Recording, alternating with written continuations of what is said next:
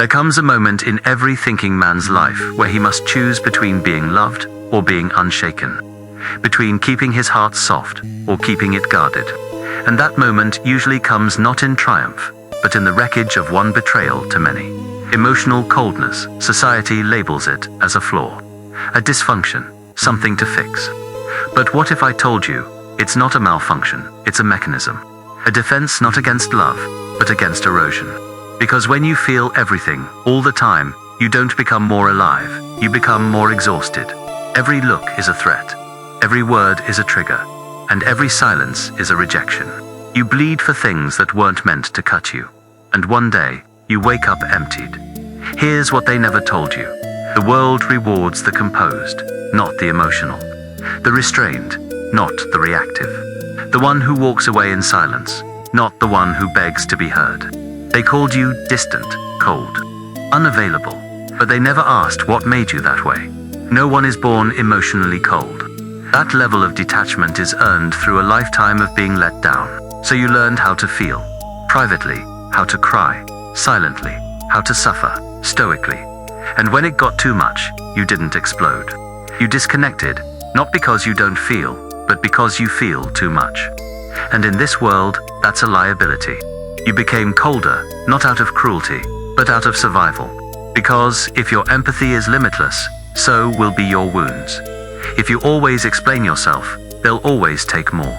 And if you keep your heart open in a world that feeds off vulnerability, you will end up worshipping the people who are destroying you. You don't need to be liked, you need to be solid. Because nothing is more expensive than a man who feels everything and controls nothing. This isn't about becoming emotionless, it's about becoming untouchable.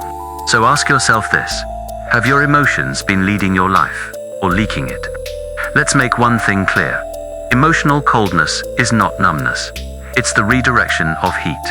A man who burns too long, too freely, too openly eventually turns to ash.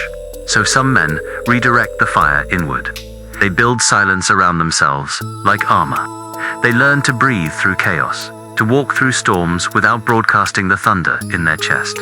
That's not weakness, that's calibration. Because there is a price to being too available, emotionally, mentally, even spiritually. When you're always present for others, but absent for yourself, you rot from the inside out. People don't notice your wounds, they notice when you stop bleeding for them. The emotionally cold man does not lack depth. He simply stops putting his depth on display. He's the man who no longer needs to explain his pain. Because he knows no one really came to understand. They came to use the parts of him that still felt too much.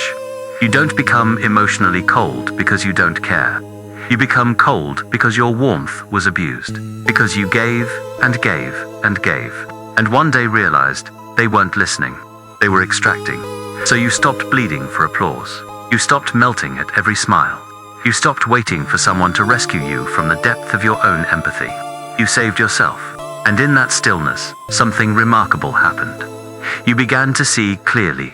You saw how often people call you cold when they can no longer manipulate you. How they equate boundaries with selfishness. How your refusal to play the emotional savior exposed their dependency.